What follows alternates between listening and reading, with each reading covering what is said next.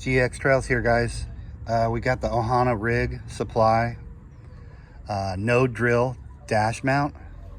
Ordered it on April 13th, 2024. Got it on May 7th, 2024. Took about 25 days, but I tell you, it's a quality product. You only need a couple pry tools and a 10mm socket to get this installed. First, what you guys want to do is you want to remove the 3 trim pieces, and that's right by the center console. And when you get the center console out, you want to also pull this skinny trim piece out that's right above the center console. And all you do, guys,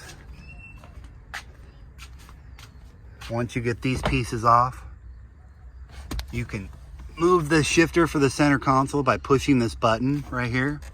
Push this down and move the shifter out. That'll get the center console out. This will pop out.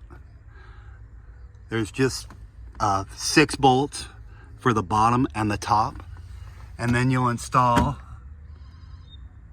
the plate right here. It'll click into that spot. And these 2 drop pins will drop in. And that's it.